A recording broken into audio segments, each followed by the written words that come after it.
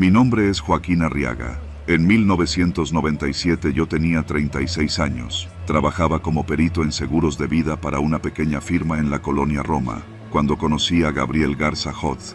La prensa lo bautizó años después como el Viudo Negro, pero para mí siempre fue simplemente Gabriel, el hombre de voz suave y modales impecables que entró a mi oficina buscando asegurar a su prometida. Nadie sospechaba de él en ese entonces. Vivía en una casona antigua en la calle Zacatecas, de esas de fachada porfiriana con balcones de hierro y puertas de madera tallada. Siempre vestía de traje, impecable aunque algo pasado de moda, con un aire que recordaba a los médicos o notarios de otra época. Me contó que su novia, Leticia, era una diseñadora gráfica y que acababan de comprometerse. Quería asegurarse de que ella estuviera protegida por cualquier cosa. Escogió una póliza amplia, con cobertura por muerte accidental, invalidez y gastos médicos. No escatimó. Firmó con letra firme, con su pluma fuente negra, y pagó el primer año completo en efectivo. Leticia murió 7 meses después, en un accidente doméstico. Cayó por las escaleras de su casa en la madrugada. El acta de defunción decía, traumatismo craneoencefálico. Me tocó revisar el caso. Gabriel estaba devastado. Llegó a la oficina con los ojos hinchados y la voz rota. Nunca había visto a un hombre llorar con tanto dolor. O eso creí. Todo estaba en orden. El dictamen forense era claro, no había señales de violencia. El pago se procesó sin problemas. Un año después, Gabriel regresó a mi oficina. Tenía una nueva pareja. Laura, dijo. También quería asegurarse de que estuviera protegida. Usó las mismas palabras, casi con el mismo tono. Había algo extraño en eso, pero lo atribuí a la costumbre de quienes han sufrido una tragedia. Aprobamos la póliza. Laura murió 9 meses más tarde, supuestamente intoxicación por monóxido de carbono, el boiler, mal instalado. Gabriel volvió a llorar en la oficina, y yo volví a tramitar el pago. No fue sino hasta la tercera mujer, Mónica, que las cosas empezaron a hacer ruido. Ella falleció ahogada en la bañera. Según el informe, había consumido medicamentos para dormir, pero esta vez, el médico forense anotó algo que me hizo fruncir el ceño. No hay rastros evidentes de intento de salida del agua, como si se hubiera dejado morir. Me tomé la libertad de buscar los historiales médicos de las parejas anteriores. Todas eran mujeres jóvenes, de entre 25 y 35 años, sin enfermedades graves. Todas murieron en el interior del domicilio de Gabriel. Cada vez, el acta describía un accidente distinto, pero siempre plausible. Comencé a obsesionarme. Busqué registros. Descubrí que Gabriel se había casado antes de todo esto, en 1989, en Monterrey. Su primera esposa, Adriana Montemayor, murió 2 años después en un choque en la carretera Saltillo-Monterrey. Caso cerrado. También había cobrado un seguro. Encontré al hermano de Adriana. Me recibió en una fonda en San Nicolás. Me dijo, con los dientes apretados, que nunca creyó en el accidente. Gabriel se fue con la camioneta destrozada y con una sonrisa apenas velada, como si el muerto fuera el perro, no su mujer. Regresé a la Ciudad de México y fui con un viejo contacto en la delegación Cuauhtémoc. Pedí ver los registros de las llamadas a emergencias de la calle Zacatecas. En todas las muertes, Gabriel había sido quien reportó el incidente, siempre tranquilo, siempre diciendo lo justo. Mi esposa se cayó, no despierta, algo está mal con el gas. Nunca gritó, nunca perdió el control. La policía lo entrevistó un par de veces. Nunca encontraron pruebas. El tipo era metódico, no había agresiones físicas, no había testigos, no había restos de venenos, solo accidentes. Fui con mi jefe, le conté todo. Me pidió que lo dejara. No es nuestro trabajo jugar a los detectives, dijo. Si la autoridad no ve delito, no hay razón para negar el pago. Esa noche no dormí. A la semana siguiente, Gabriel llegó otra vez a mi oficina. Supe que traía a otra mujer. Me miró con su sonrisa educada y me extendió la solicitud. Marta, trabaja en una librería. Nos casamos hace 2 meses. Lo miré fijamente. Mi estómago se revolvía. Tomé el documento y me levanté. Fui directamente al baño, cerré la puerta y vomité. Pasaron 6 meses. Un día, al salir del trabajo, vi un coche estacionado frente a la librería Rosario Castellanos, en Álvaro Obregón. Adentro, Gabriel leía algo mientras esperaba. Lo observé desde la acera, oculto tras un poste. Ella salió minutos después. Era una mujer pequeña, de cabello rizado y sonrisa tímida. Subió al coche y se besaron antes de arrancar. Me quedé inmóvil. Esa noche llamé de forma anónima a una patrulla. No servía de mucho, pero me sentía menos inútil. 2 semanas después, Marta murió. Accidente en la cocina, electrocutada por un contacto defectuoso. En la funeraria, Gabriel consolaba a los padres de ella como si fueran sus propios hermanos. Sus abrazos eran perfectos. Su discurso en el velorio fue conmovedor. Lloró. Todos lloramos, menos yo. Un día, lo seguí. Tomaba café en el Jequemir de Orizaba. Luego caminaba al mercado Medellín a comprar frutas. Saludaba a los comerciantes. Hablaba con todos como si fuera un vecino más. Pero su mirada era otra cosa. Cada gesto, cada movimiento, tenía una precisión incómoda. No improvisaba. Todo en él era control. No tenía amigos, solo saludos de paso. Nunca lo vi con alguien más, salvo sus esposas. Volvió a casarse en 1999. Esta vez, la mujer era viuda, con 2 hijos. Se llamaba Clara. Lo supe por el trámite de la póliza que, a esas alturas, ya ni siquiera pasaba por mi escritorio. Clara no murió. 1 año después, Gabriel desapareció. La policía lo buscó durante meses. Lo encontraron en Oaxaca, usando otro nombre, viviendo en una cabaña en Mazunte, solo. No opuso resistencia. Durante el juicio, no pudieron probar ninguno de los homicidios. Las muertes fueron clasificadas como accidentes, pero se descubrió que falsificó documentos y manipuló algunos informes médicos. Fue sentenciado por fraude, no por asesinato. Cumplió 7 años y salió en libertad. Nadie sabe dónde vive ahora. Yo aún camino por la Roma. Paso frente a su vieja casa en Zacatecas, que ahora es un hostal. A veces imagino su sombra detrás de los vitrales. Me casé, tengo hijos, pero hay noches en que me despierto sudando, recordando su voz. Uno nunca sabe cuándo el destino te lo arrebata todo. Y lo peor es que tenía razón, porque desde entonces, cada vez que mi esposa baja las escaleras, yo contengo la respiración. Cada vez que toma un baño, reviso 3 veces la puerta. Cada vez que se corta fruta con el cuchillo eléctrico, mis dedos se tensan sobre el respaldo de la silla. No es Gabriel lo que me quita el sueño, es la certeza de que hay más como él, y de que nadie los ve venir.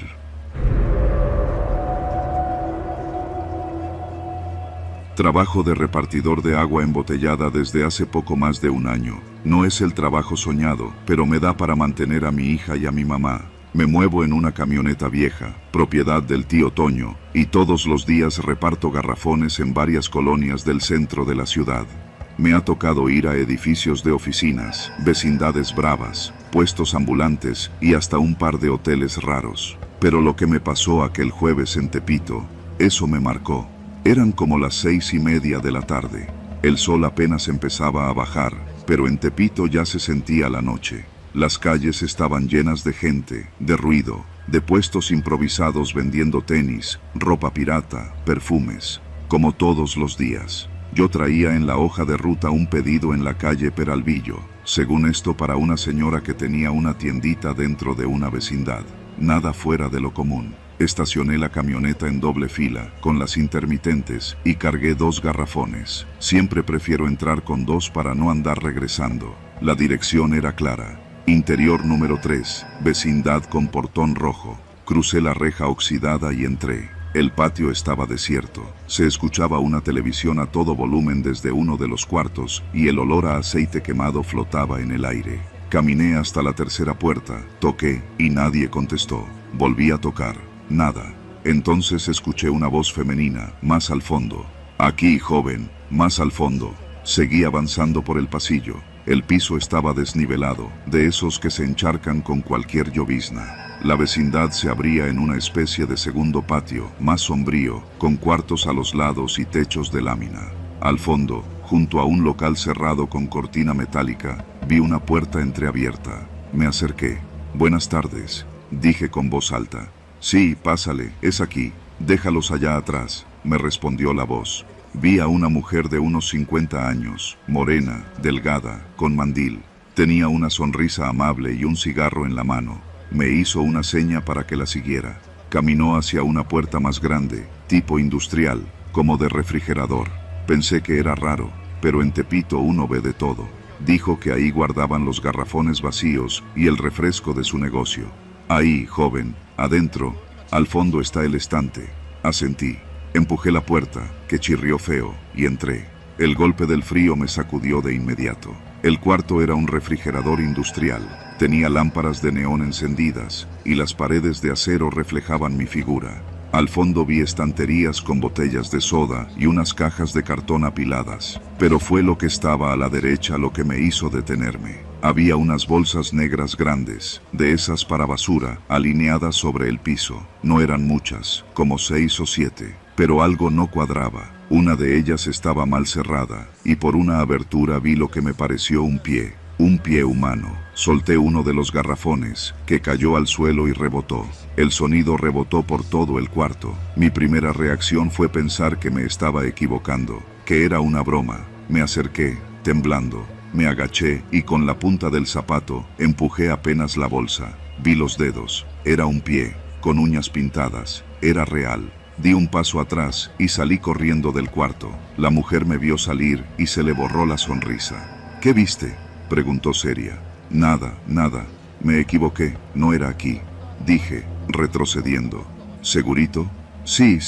Disculpe, creo que traigo mal la dirección. Ya viste algo que no debías ver, ¿verdad? La forma en que lo dijo me heló más que el cuarto frío. Me di la vuelta y salí caminando rápido, casi corriendo. No me detuve ni cuando llegué a la camioneta. Aventé el garrafón que aún traía y encendí el motor con manos temblorosas. Me fui sin voltear.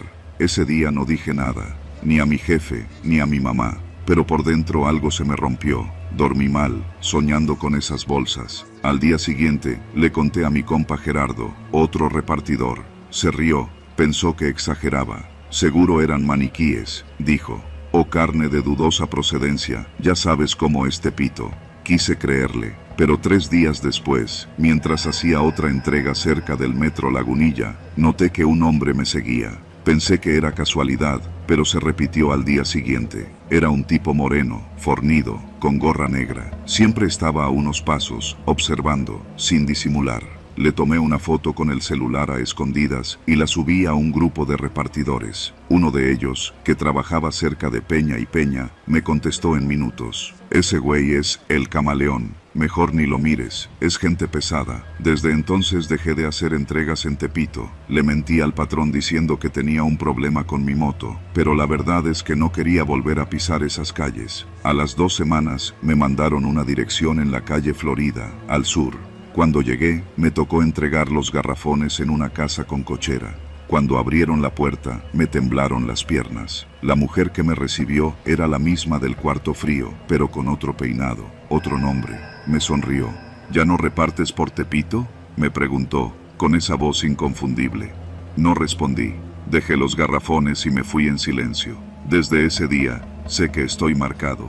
No por lo que vi, sino porque esa gente me vio a mí. Cambié de ruta, de turno y hasta de número de celular. Pero a veces, cuando salgo de casa, siento que alguien me observa. No lo puedo comprobar, pero lo sé. Tepito es un barrio bravo, pero lo que vi ahí no tiene que ver con lo bravo, ni con lo ilegal que uno ya conoce. Es algo más, una red que vive entre puertas cerradas, donde lo que no se dice vale más que lo que se sabe. Y yo vi algo que no debía, y aunque sigo vivo, eso no quiere decir que esté a salvo. No tengo idea de cómo empezar esto, pero supongo que si alguien más llega a leerlo, al menos sabrá que no estoy loco.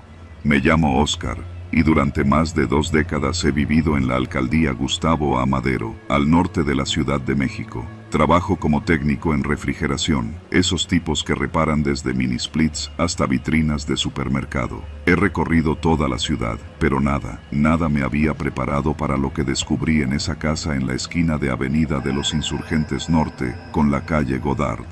Todo empezó por un aviso de reparación urgente. Era un sábado por la tarde, y ya me estaba disponiendo a apagar el teléfono cuando entró una llamada de un número desconocido. Contesté por costumbre. Oscar, repara refrigeradores grandes. La voz era de hombre, pausada y seca. Sí, pero ya cerré por hoy. ¿Quién habla? Es una situación especial. Pago el doble. Es una casa aquí en Insurgentes Norte, esquina con Godard. El refrigerador está fallando y la comida se va a echar a perder. ¿Una casa? ¿Doble? Repetí dudando. Efectivo, ya tengo su número por recomendación, solo venga.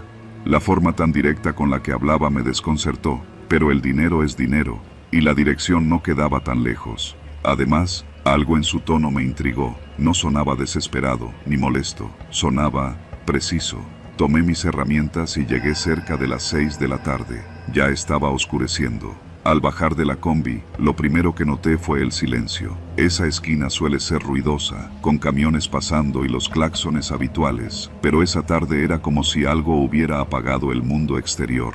Me detuve frente a la casa. Era una construcción grande, antigua, de esas que ya no se ven en la zona. Fachada de cantera gris, portón de hierro con picos arriba y unas ventanas altas, cubiertas con cortinas que no dejaban ver nada hacia adentro. Toqué el timbre. Nadie contestó. Esperé un par de minutos. Iba a irme cuando el portón crujió y se abrió solo, despacio. Pensé que tal vez tenía un resorte viejo que se había vencido. Me asomé y avancé unos pasos. Hola, ¿el señor que llamó? ¿Aquí es? Una figura apareció al fondo del pasillo. Un hombre mayor, alto, con el cabello completamente blanco y una guayabera perfectamente planchada. No sonrió, solo me hizo una seña para que lo siguiera. El refrigerador está en la cocina del fondo. Pase. Entré con el equipo en la espalda. El olor me golpeó de inmediato. No era algo podrido ni de drenaje. Era una mezcla de encierro, polvo viejo y algo que no supe identificar, como agua estancada o yeso húmedo. Los muros estaban cubiertos con cuadros religiosos, corazones sangrantes, vírgenes con lágrimas y santos con espadas, todos mal iluminados por lámparas amarillentas. Pasé junto a una sala grande, donde me pareció ver movimiento. Era una sombra, apenas perceptible, que cruzó hacia una habitación cerrada. El viejo, que nunca se presentó, notó que giré la cabeza. No se preocupe, es mi familia. No salen mucho. Eso ya me pareció extraño, pero no dije nada. Llegamos a la cocina. Era enorme, estilo antiguo, con una estufa de 6 quemadores, una alacena de madera tallada, y en medio, un refrigerador Frigidaire de los años 70. Apenas lo vi supe que esa cosa ya no tenía compostura, no porque estuviera sucio ni roto, sino porque no tenía ningún cable conectado, nada, estaba ahí, encendido, y sin estar conectado a nada. ¿Quiere que lo repare?, pregunté, un poco molesto, pensando que era una broma. Quiero que me diga si puede mantenerlo frío, sin fallar. ¿Pero cómo? Me acerqué. El panel del termostato marcaba -5 grados. Imposible. Revisé todo el gabinete. Nada. Ni una fuente de energía, ni batería, ni conexión externa. Abrí la puerta y me congelé. Había carne adentro, piezas enteras, envueltas en papel estraza, algunas marcadas con letras negras, otras con fechas. Carne cruda, perfectamente conservada. Cerré la puerta sin decir nada. ¿Esto qué es?, pregunté. Es nuestra reserva, no se puede echar a perder, no deben enfermarse. ¿Quién es? El viejo me miró con una mezcla de cansancio y advertencia. No respondió.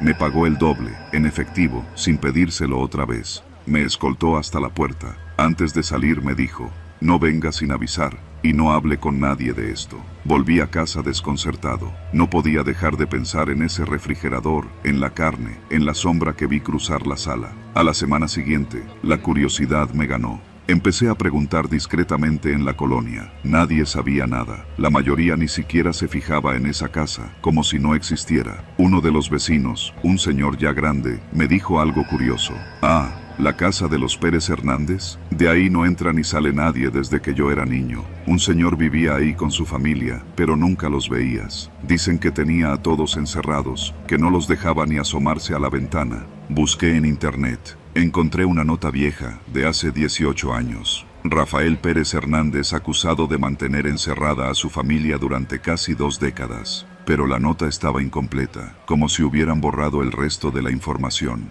No había seguimiento, ni juicio, ni nada, como si lo hubieran enterrado. Regresé un mes después. Quería comprobar que no estaba inventando cosas. La casa seguía igual. Toqué el timbre. Nada. Pero la puerta, otra vez, estaba abierta. Entré sin anunciarme. El ambiente era más pesado, más frío. No había señales del viejo. Caminé por la sala. Las cortinas estaban cerradas con clavos. En las paredes, fotos familiares antiguas. Todos con la misma cara, inexpresivos, rígidos. En el comedor encontré los platos servidos. Comida fresca, pero nadie allí. Y entonces escuché los pasos. Subían desde el sótano, no lentos ni arrastrados, firmes, constantes. Me escondí detrás de un mueble. Vi pasar a una mujer joven.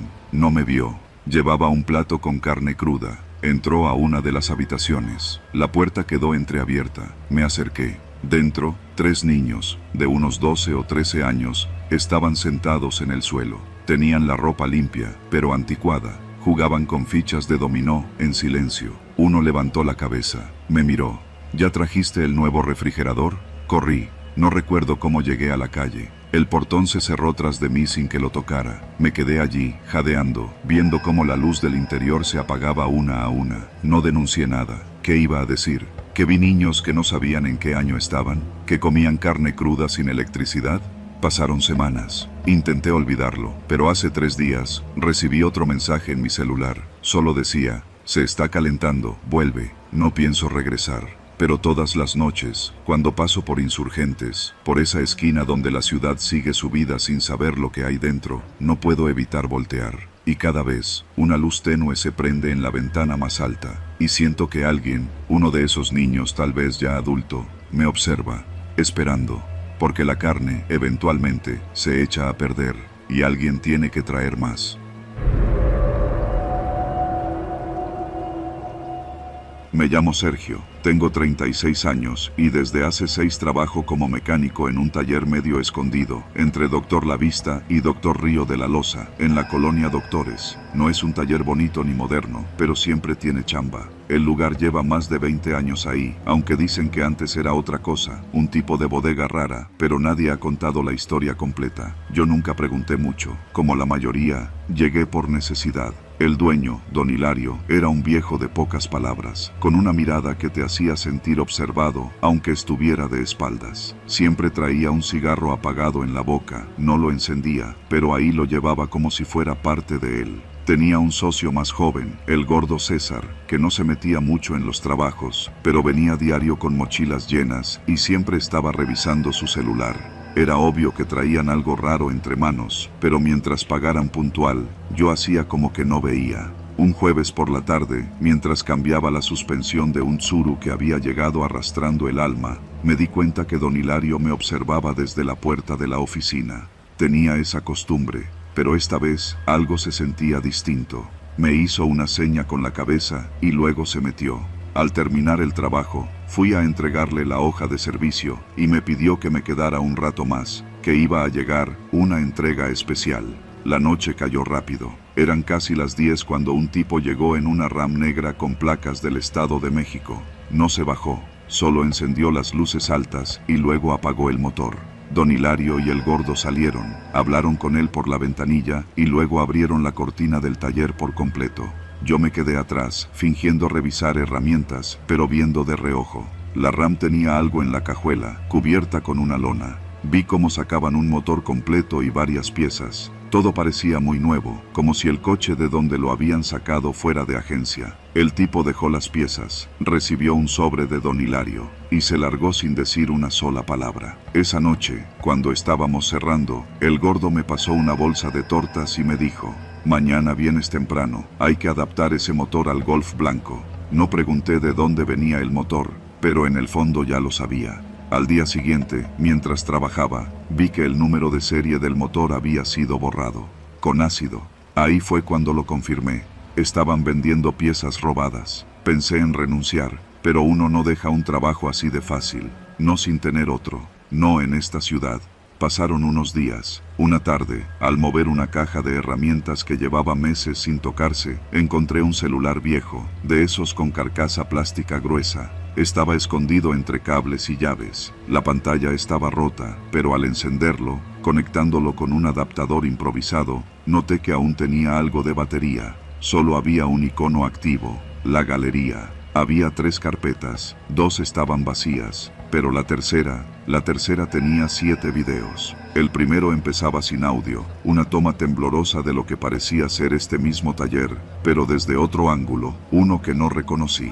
La cámara se movía entre llantas y motores hasta llegar a una oficina que yo no conocía. No era la oficina de don Hilario. Esta tenía paredes de tabla roca y cortinas sucias. La cámara enfocó una mesa metálica. Sobre ella, algo envuelto en bolsas negras que goteaban un líquido oscuro. El camarógrafo se acercaba lentamente hasta que una mano real, humana, flaca, salía del plástico, temblando.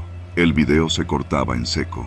Me quedé paralizado. Pensé que era una broma, pero los siguientes videos me sacaron esa idea de la cabeza. Uno mostraba a 2 hombres, uno de ellos, el gordo, sin duda, descargando algo envuelto en una lona azul de una camioneta. Luego, un corte rápido y la cámara mostraba una cara. Alguien con una mordaza en la boca, los ojos llenos de pánico. Intentaba gritar, pero solo salían sonidos apagados. La imagen temblaba, el video era inestable, como si quien grababa también estuviera nervioso.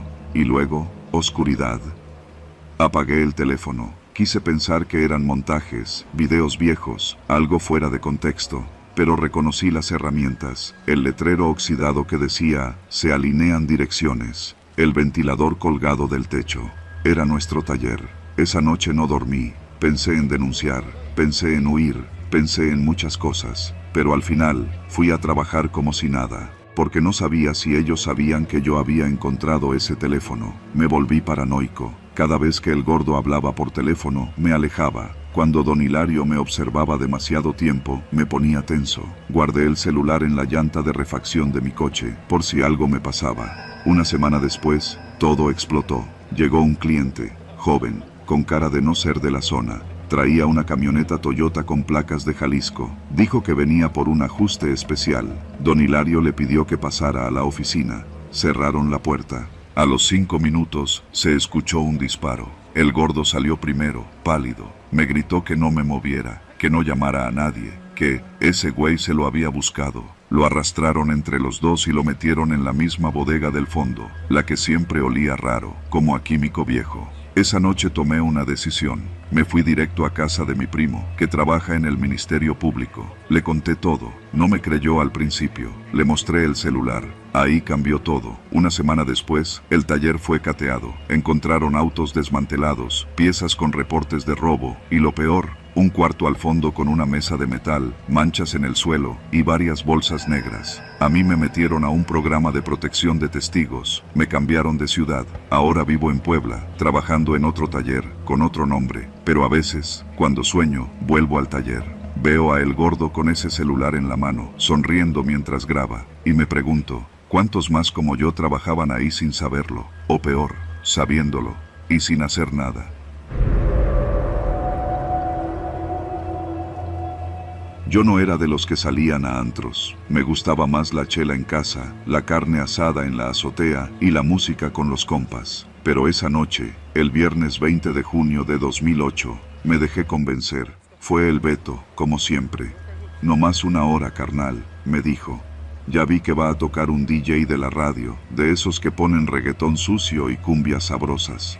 Me convenció por una razón. Ahí iba a estar Karen, la chava que me gustaba desde hace como medio año. Iba en el mismo salón en la preparatoria, en la 106, allá en la Gustavo Amadero. Ella ya había dicho que iba a ir con sus amigas al News Divine. Salimos como a las 7, llegamos casi a las 8:30. La fila ya daba la vuelta a la calle. Desde ahí noté algo raro. 2 chavos peleando con el cadenero porque no los dejaban pasar. Decían que tenían reservación, que ya habían pagado. Los empujaron hacia la banqueta como si fueran basura. Los tipos de la puerta se veían bien perros, con sus radios en la oreja y sus chamarritas negras. No dije nada. Beto se reía, y yo solo quería entrar para ver a Karen. Tardamos como 40 minutos para pasar. Cuando llegamos a la entrada, un policía, sí, un poli uniformado, estaba revisando credenciales. Le enseñamos unas de la escuela, ni siquiera eran INE, y nos dejó pasar sin decir nada. Pinche antro está hasta la madre, murmuró Beto mientras bajábamos las escaleras. Y sí, apenas bajé el último escalón, sentí el golpe de calor y la música a todo volumen, retumbando en el pecho. El aire olía a sudor, perfume barato y alcohol. No había ventilación, nomás un par de ventiladores en el techo. No había señal de celular. Vi a Karen en la pista, bailando con una de sus amigas. Me dio gusto verla, pero también me dio miedo. Adentro había más de 500 personas. La capacidad real del lugar era mucho menor, pero eso lo supe después. Esa noche no lo sabíamos nadie. Solo queríamos bailar, echar desmadre, sentirnos vivos. Pasaron como 2 horas. Karen se acercó conmigo, me dio un beso en la mejilla y se quedó conmigo un rato. Beto consiguió unas caguamas escondidas, las servían en vasos para no levantar sospechas. A eso de las 11, cuando el ambiente estaba a tope, pasó lo que cambió todo. Un grito, no de fiesta, uno seco, real, como de advertencia. Policía, todos quietos. Se encendieron las luces blancas. Algunos chavos creyeron que era parte del show. Pero luego vimos los uniformes. Un grupo de policías entró con armas cortas, empujando, gritando que nos pusiéramos contra la pared. Hubo confusión, caos inmediato. Unos corrían hacia las escaleras, otros gritaban que era redada. El lugar se volvió un hervidero de empujones, gritos y cuerpos tratando de encontrar una salida que no existía. Y lo peor, las puertas estaban cerradas, no solo una. Todas, cerradas con candados. La principal tenía una tranca por dentro que nadie podía abrir. Una chava empezó a gritar que no podía respirar. Otra se desmayó frente a mí. Beto me jaló del brazo. Me dijo que fuéramos a la cocina, que tal vez había otra salida. En el camino, vimos a un policía golpeando a un chavo contra la pared. Le decía que era menor de edad, que lo iban a llevar al Torito. No era el único. Los policías no ayudaban, no guiaban. Estaban ahí para atrapar, no para salvar. Nos metimos a la cocina. Había humo, grasa, platos tirados. Un cocinero, con el mandil empapado de sudor, nos gritó que saliéramos por una puertita de servicio. Corrimos hacia allá, cerrada también.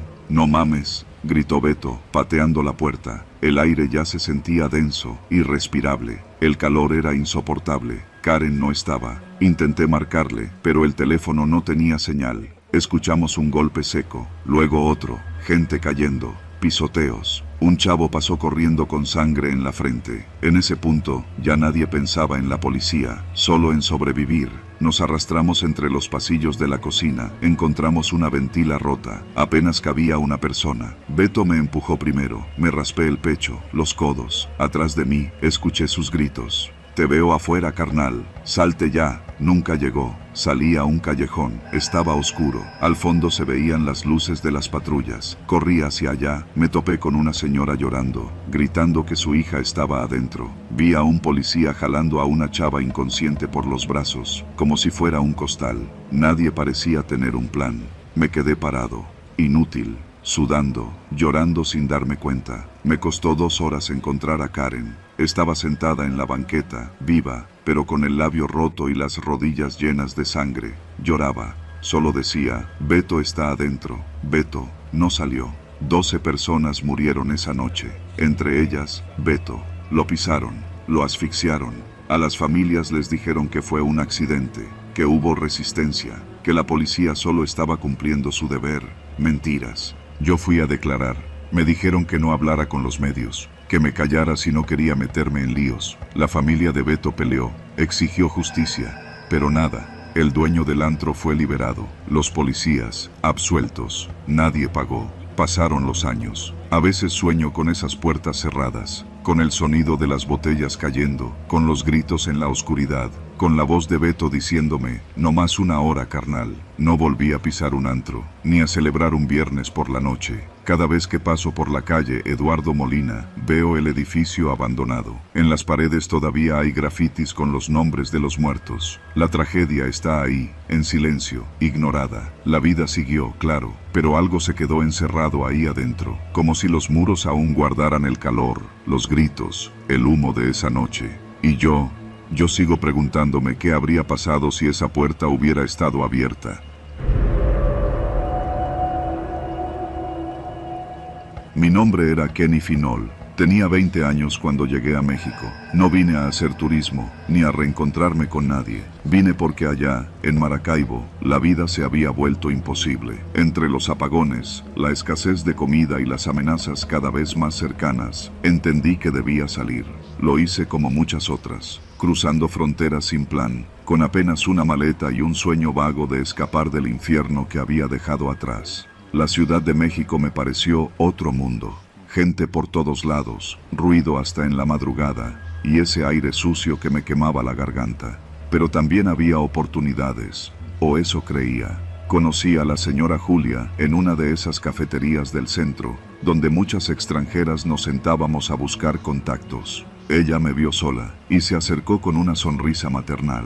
Me dijo que ayudaba a chicas como yo a encontrar trabajos de dama, que lo único que se necesitaba era ser guapa y saber tratar bien a los hombres. Me dio una tarjeta con el logo de una página, Zona Divas. No tardé ni 2 días en decidirme. El primer casting fue en un departamento en Polanco, lujoso, con mármol en los pisos y olor a perfume caro. Me pidieron posar en ropa interior, con gestos sensuales. Un tipo tomaba fotos y no hablaba mucho. Otro, que se hacía llamar el licenciado, me explicó que si mi perfil gustaba, me pondrían en la página. Todo legal, según él. Que había clientas que ganaban miles de pesos por noche, que no era prostitución, era acompañamiento. Acepté.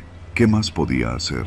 Al principio parecía fácil. Me asignaron un departamento en la colonia Nápoles, compartido con otras 2 venezolanas. Nos cuidábamos entre nosotras, nos ayudábamos con los turnos y nos dábamos tips para tratar con los clientes. Aprendí rápido cómo hablar, qué decir, cuándo decir que no. La mayoría de los hombres solo querían que los escucharan mientras lloraban por sus esposas o hablaban de sus negocios sucios. Pero la ilusión no duró. Empezaron los castigos por faltas. Si llegabas tarde, si rechazabas a un cliente, si querías tomarte un día libre, te multaban. Si alguien se quejaba de ti, perdías tu lugar en la agenda de la página. Y si insistías, el licenciado te hablaba con esa voz baja y afilada. Acuérdate quién pagó tu boleto de avión. Aún estás endeudada. Luego estaban los otros, los que no aparecían en la página, pero a los que se les debía obedecer sin hacer preguntas. Uno en especial, nunca supe su nombre, solo le decían el señor. Era el que decidía quién subía o bajaba en el ranking de la web. El que mandaba a buscar a las chicas cuando no hacían caso. Nunca te tocaba directamente, pero todos sabíamos que si te metías con él, desaparecías. Una noche, conocí a un cliente nuevo, jovencito, nervioso. Me pidió que nos viéramos en un hotel en la Doctores. Dudé, esa colonia era pesada, pero si rechazaba, perdería puntos. Así que fui. El cuarto olía a humedad y cigarro. El tipo parecía inofensivo, pero después de media hora, entraron 3 más. Cerraron la puerta con seguro y me ordenaron que me desnudara.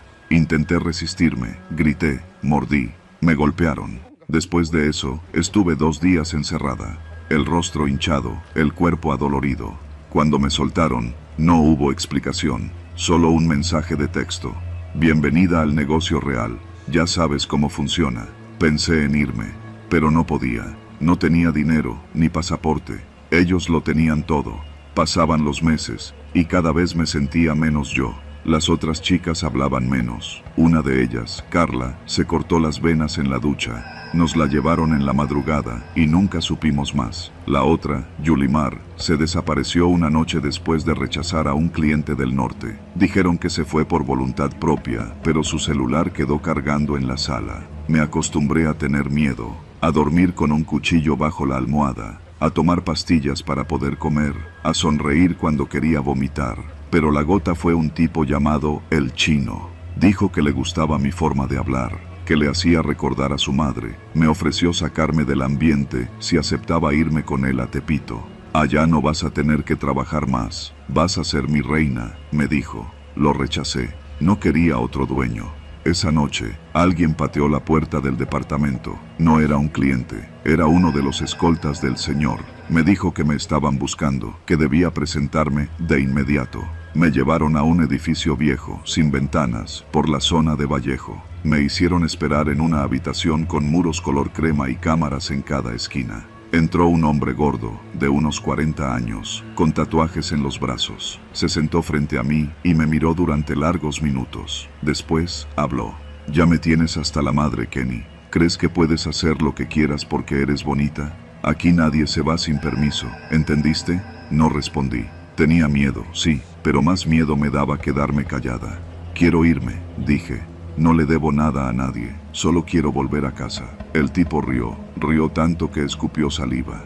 Tu casa es esta, pendeja. Allá no tienes ni una perra que te llore. Aquí al menos sirves para algo. Me levanté, no grité, no supliqué, solo caminé hacia la puerta, y cuando intentó detenerme, lo empujé. Un instante después, otro hombre me golpeó por la espalda. Me dejaron tirada en un callejón, detrás de un taller mecánico. No podía mover el brazo izquierdo. Tenía sangre en la boca. Vomité bilis. Esa noche, conocí a Miriam, una señora que barría las banquetas y me vio arrastrándome. Me llevó a su casa, me limpió las heridas, me dio sopa. Con ella me quedé 3 semanas. Me ayudó a contactar a un colectivo de mujeres que apoyaba a víctimas de trata. Me ofrecieron asilo, comida y, lo más importante, un nombre nuevo. Pero yo ya no era Kenny. Mi historia se hizo viral porque, antes de desaparecer de Zona Divas, grabé un video. Uno donde contaba todo. Los golpes, los abusos, los nombres. Dije que no me quería morir, que no quería ser otra más. Ese video fue lo que me salvó, porque cuando intentaron callarme de nuevo, ya era tarde. Ya había alguien que escuchaba. Hoy vivo en otro estado. Trabajo en una cafetería. Nadie sabe quién fui. Pero cuando veo en redes a otras chicas como yo, jóvenes, bonitas, nuevas en la ciudad, siento un nudo en el estómago, porque allá afuera sigue ese mundo, esa red, esa página, y porque la próxima Kenny puede no tener tanta suerte. Me llamo Julián. En 2014 tenía 27 años y trabajaba como reportero independiente para un portal de noticias de Guerrero. No tenía grandes ambiciones, pero sí una idea firme. Quería contar lo que de verdad pasaba en mi estado, no lo que dictaban desde los escritorios del Distrito Federal. Era un idealista, un pendejo si me preguntan ahora. Todo empezó un viernes por la tarde, cuando una amiga de la universidad, ahora maestra rural en la Escuela Normal de Ayotzinapa, me llamó llorando. Me dijo que varios estudiantes habían sido atacados por la policía en Iguala y que había desaparecidos. Usó esa palabra exacta, desaparecidos. Te lo estoy diciendo como amiga, Julián. Si vas, ten cuidado. Algo no cuadra. En ese entonces no había redes saturadas de teorías, solo un silencio incómodo. Tomé mi mochila, mi cámara vieja y salí directo hacia Iguala. Sabía que no podía contarle a nadie de mi redacción, porque el editor siempre decía que esas cosas solo traían problemas. Llegué a Iguala de madrugada. Las calles estaban vacías, pero se sentía algo espeso en el aire, como cuando uno entra a un cuarto donde acaba de pasar algo horrible. Me fui directo a la escuela donde estaban reunidos algunos familiares. No dormí esa noche. Tampoco nadie más ahí. Las madres estaban sentadas en el suelo, con mantas improvisadas, aferradas a fotos de sus hijos. Uno de los padres, un campesino delgado con voz ronca, me lo dijo sin rodeos. No se los tragó la tierra, joven, se los tragaron los hombres. Tomé notas, grabé algunos testimonios. No había cámaras, ni grandes medios, solo los que estábamos ahí desde el principio. Me quedé en Iguala casi una semana. Fui al lugar donde interceptaron los autobuses, caminé entre las balas marcadas con gis en el pavimento, entrevisté a los sobrevivientes que aún temblaban al hablar. Algunos contaban que los persiguieron patrullas sin placas, que hubo disparos desde coches particulares, otros que a algunos compañeros se los llevaron vivos, gritando. Lo más extraño fue lo que me pasó la tercera noche. Estaba revisando mis notas en el cuarto barato de un hotel casi abandonado cuando alguien tocó la puerta. No golpeó, tocó, como si supiera que estaba despierto. ¿Quién es?, pregunté. Nadie respondió. Me acerqué a la mirilla, pero no vi a nadie. Luego escuché la voz, baja, apenas un susurro, desde el otro lado de la puerta. Ya no busques, ya los enterraron. Sentí que se me apagaba el cuerpo. Abrí la puerta de golpe. El pasillo estaba vacío.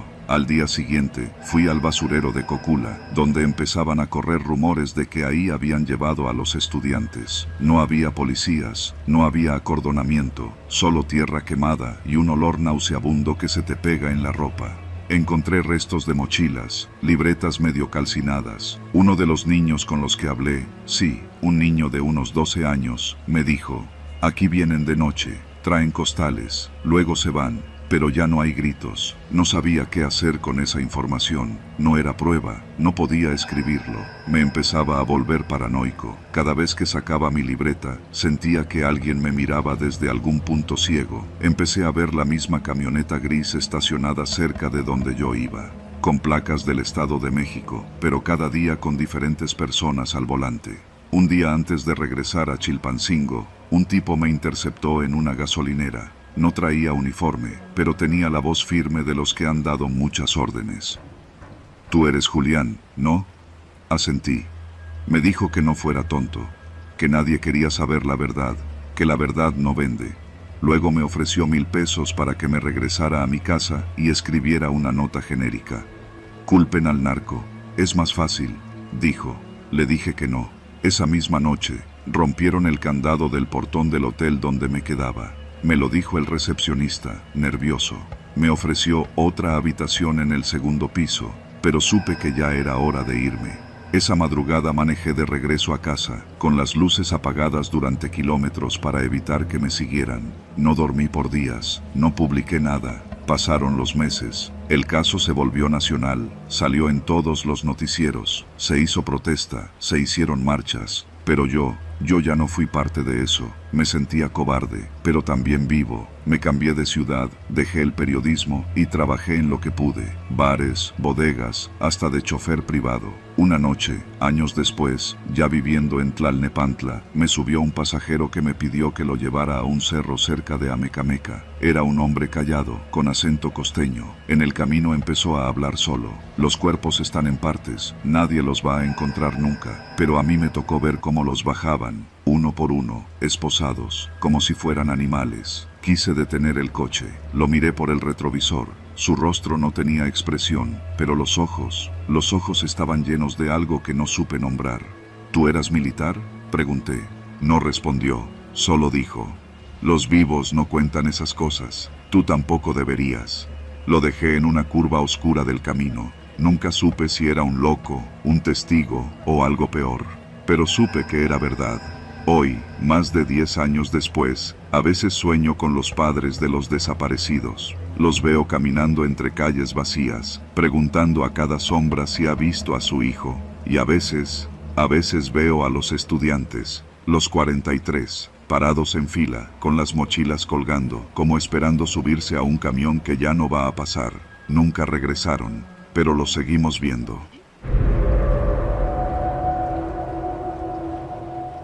Me llamo Alan, y soy fotógrafo urbano, de esos que se obsesionan con las ruinas, con las huellas del abandono, con lo que la ciudad entierra pero nunca olvida. Llevo años caminando los barrios antiguos del centro, explorando fábricas desiertas, hoteles clausurados, hospitales que huelen todavía a desinfectante podrido. Fue a mediados de noviembre cuando escuché por primera vez del edificio entre Reforma e Insurgentes. Un amigo grafitero, de esos que conocen cada azotea y túnel de la ciudad, me contó de un inmueble abandonado sobre la calle de José María Iglesias. Vas a querer verlo, me dijo. Tiene algo raro, como si la gente se hubiera ido sin despedirse. Una tarde nublada, tomé mi mochila, mis cámaras y una linterna potente. Llegué a pie desde la estación Revolución. Caminé entre puestos de fritangas, edificios gubernamentales y fondas medio vacías. El edificio era imposible de ignorar. Una mole de concreto viejo de 5 pisos, con grafitis en los marcos, ventanas rotas y una cinta de advertencia casi deshecha colgando de la entrada. Salté la reja sin mucho esfuerzo. Adentro, el aire era espeso, con ese aroma entre moho, orines secos y humedad añeja. Había papeles tirados, sillas volcadas, cajas de archivo desfondadas. Tomé unas fotos rápidas, pero algo me empujaba a seguir subiendo. El segundo piso me desconcertó.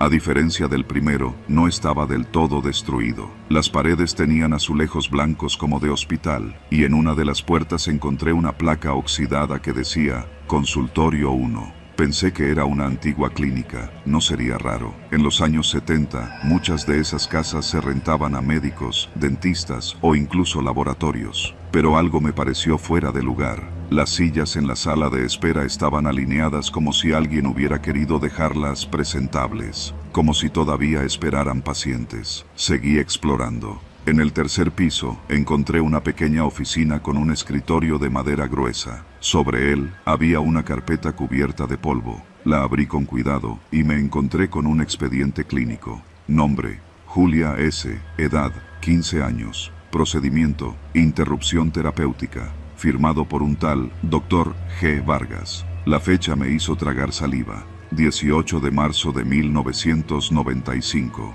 Seguí revisando. Otro expediente. Otra menor. Procedimientos similares. Las notas estaban llenas de abreviaciones médicas, pero el patrón era claro. Abortos. Todos firmados por el mismo médico. Muchas de las pacientes no pasaban de los 17. Me sudaban las manos. Quise dejar todo ahí, pero algo en mí se negó a soltarlo. Saqué fotos de las carpetas, del lugar, de los nombres. En la siguiente habitación, lo confirmé. Era una especie de quirófano improvisado. Una camilla de metal oxidada al centro, focos quirúrgicos cubiertos de telarañas, charolas quirúrgicas con pinzas herrumbrosas, y sangre seca, oscura, adherida a una esquina del suelo. Me cubrí la boca con la camiseta. Quise convencerme de que eran restos antiguos, que todo eso había terminado, pero entonces vi algo que lo cambió todo. Una caja de cartón llena de cintas VHS. No lo pensé mucho. Tomé 2 cintas y me las guardé en la mochila. Al lado había un monitor viejo y una videocasetera desconectada. Conecté todo a un generador que colgaba en un rincón. Contra toda expectativa, encendió. La imagen era borrosa, pero reconocible. Una muchacha, quizá de 16 o 17 años, sentada en la misma camilla que yo había fotografiado. Parecía nerviosa, se abrazaba el vientre. Entraba un hombre al cuadro, de bata blanca. No se ve su rostro. Empieza a hablarle, a tranquilizarla, luego la recuesta. La imagen corta. Luego, otra escena. La chica dormida. Una enfermera, también de espaldas, sostiene su brazo. El médico hace algo fuera de cuadro. Tuve que apagar la pantalla. No podía seguir viendo. Me fui de ahí corriendo. Afuera, la ciudad parecía no enterarse de nada. Los coches seguían pasando sobre Insurgentes. La gente caminaba como si nada hubiera pasado a menos de 100 metros de distancia. Esa noche no dormí. Me debatía entre borrar todo, fingir que nunca había entrado ahí, o llevar el material a alguien. Pero, ¿a quién? ¿A la policía? ¿A un periodista? ¿Y si ese médico aún vivía? ¿Y si no trabajaba solo? Los días siguientes estuve paranoico. Veía sombras detrás de mí. Escuchaba pasos donde no había nadie.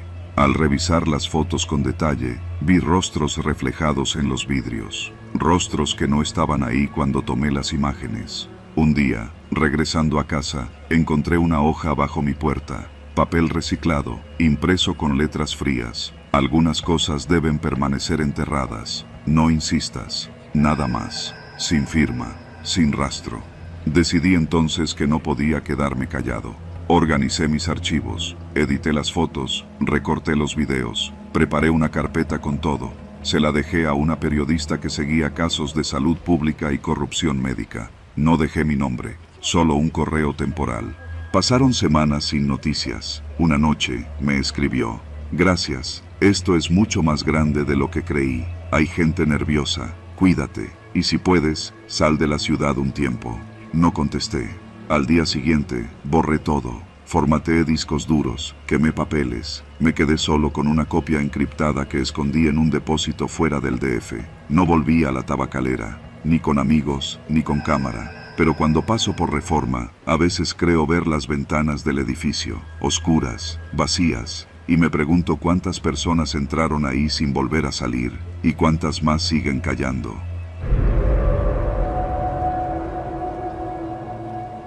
Durante casi 3 años fui ciclista nocturno, no por gusto, sino por necesidad. Mi chamba era repartir comida por app, Uber Eats, Didi Food, Rappi, lo que cayera. Mi zona de cobertura abarcaba desde la Colonia del Valle hasta la Narvarte, y, si la noche estaba floja, me aventaba hacia la Escandón o más allá del viaducto Miguel Alemán.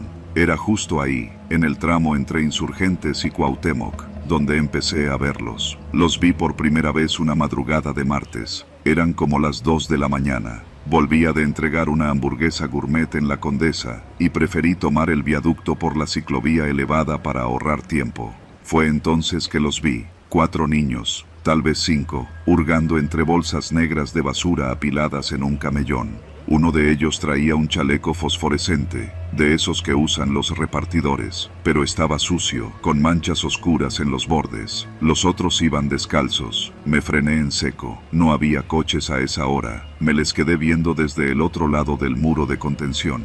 Se movían rápido, con práctica, rebuscando botellas, latas, lo que pareciera valioso. Uno de ellos sacó algo, una bolsa pequeña, con una etiqueta de farmacia, y se la pasó al más grande, que se la guardó sin abrirla. Cuando notaron que los observaba, se escabulleron por una rendija junto a un puente peatonal, tan rápido que parecían haber desaparecido. No hice nada. Me fui. Pero algo no me dejó en paz esa noche. No era raro ver niños en la calle, no en esta ciudad, pero había algo organizado en su forma de moverse. No jugaban, no hablaban, no se distrajeron ni un segundo. Sabían lo que buscaban. Comencé a verlos con más frecuencia, siempre entre la 1 y las 3 de la mañana, siempre en el mismo tramo. Me convencí de que estaban siendo dirigidos. A veces los veía bajar de una combi blanca sin placas. Otras veces, ya estaban ahí cuando pasaba, rebuscando entre los montones de basura con una eficiencia escalofriante. No se trataba de niños sin hogar.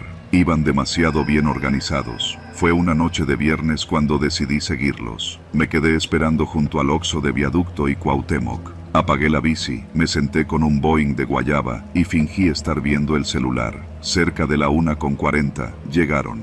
Esta vez eran 7. 3 de ellos no debían tener más de 7 u 8 años. El mayor, el mismo del chaleco fosforescente, quizás tenía 14. Hicieron lo de siempre, rebuscar, sacar bolsas marcadas, incluso una con la etiqueta de un hospital particular. Guardaban lo que encontraban en mochilas pequeñas. Esperé. Cuando terminaron, caminaron rumbo al poniente, bajaron a una de esas escaleras de emergencia del viaducto y desaparecieron entre los locales cerrados de una calle lateral. Los seguí. Sin hacer ruido, me bajé de la bici y los vi girar hacia la calle de la Quemada, en la colonia Narvarte. Se metieron en una cochera. Tenía una lona sucia encima, como ocultando lo que había dentro. Esperé en la esquina. Unos minutos después, un hombre salió. Alto, con lentes oscuros aunque era de madrugada, y con un radio en la mano. Usaba un saco, pero no uno barato. Algo no cuadraba. Encendió un cigarro, habló por el radio y se metió de nuevo. Me acerqué a pie, fingiendo que buscaba una dirección. Cuando estuve a unos metros, vi la placa del edificio, Oficinas de Gestión Ciudadana del diputado Samuel A. Contreras. Me congelé. Ese nombre lo había visto antes. Un panfleto, creo. Era un político local. Lo recordé por su cara de tipo amable y esa promesa de trabajar por la infancia. Me temblaron las piernas. Esperé a que amaneciera. Al día siguiente, fui a la delegación Benito Juárez con la intención de reportar lo que había visto. Me hicieron esperar, me tomaron datos, pero en cuanto mencioné el nombre del diputado, el trato cambió. Me dijeron que eso era un tema federal, que fuera a la Fiscalía General.